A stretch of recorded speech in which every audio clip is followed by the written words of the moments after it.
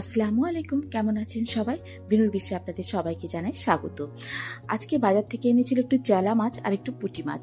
তো আজকে সেটাই রান্না করব। তো ভাবলাম একটু আপনাদের সঙ্গেও শেয়ার করি।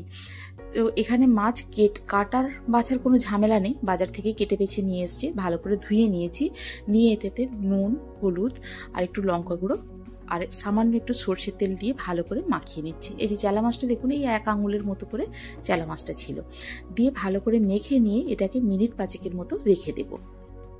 এবারে কড়াইটা গরম করে নিয়ে দিয়ে দিচ্ছি এখানে সর্ষের তেল। রান্নাটা আজকে আমি সর্ষের তেলেই করছি। তেলটা গরম হয়ে গেলে দিয়ে দেবো এখানে বেশ খানিকটা পেঁয়াজ কুচি। পেঁয়াজগুলোকে নর্মালি যেরকম তরকারির জন্য কাটা হয় সেরকমই কেটে নিয়েছি, তবে পেঁয়াজগুলোকে হাতে ভালো করে মলে নিয়ে তারপর তেলের ওপর দেব। দিয়ে পেঁয়াজগুলোকে খুব হালকা করে লাল করব, খুব বেশি লাল হবে না।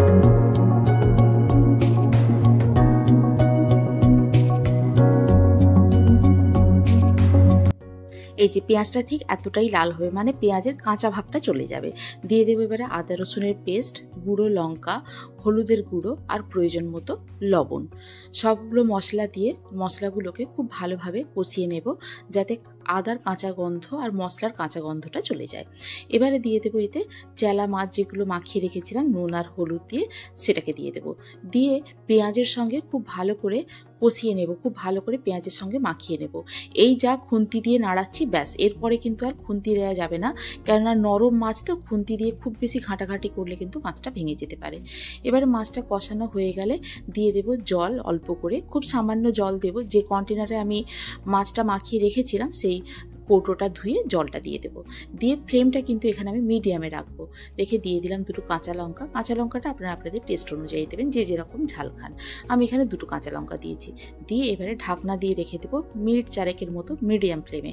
এবারে মিনিট 4 হয়ে গেছে, ঢাকনাটা খুলে দেখুন। এবারে ঝোলটা একেবারে প্রায় শুকিয়ে এসছে, অল্প একটু আছে।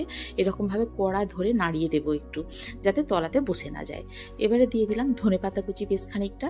দিয়ে এবারে মাছটাকে একেবারে নিচ থেকে এরকমভাবে খুন্তি দিয়ে এবারে উল্টে দেবো পুরো মাছটা, কেননা তলায় যে মাছটা ভাজা ভাজা মতো হয়ে গেছে, একেবারে তো ঝোল নেই, এবারে ভাজা হয়ে কিন্তু মাছগুলো শক্ত হয়ে গেছে। এই জন্য দেখুন একটাও মাছ কিন্তু আর ভাঙবে না এবারে যদি উল্টানো হয়। তবে হ্যাঁ, খুন্তি নিয়ে খুব বেশি একদম মারামারি করলে মাছের সঙ্গে সবকটা ভেঙে যাবে, হালকা হাতে উল্টে দিতে হবে। এই যে দেখুন আমাদের চেলা মাছের চচ্চড়ি কিন্তু একদম রেডি হয়ে গেছে। এবারে ব্যাস, একদম গরম গরম ভাত নিয়ে বসে গেলেই কেল্লা ফতে। আপনারাও তাহলে বাড়িতে ট্রাই করুন, রেসিপিটি করে জানান আমাকে কেমন লাগলো।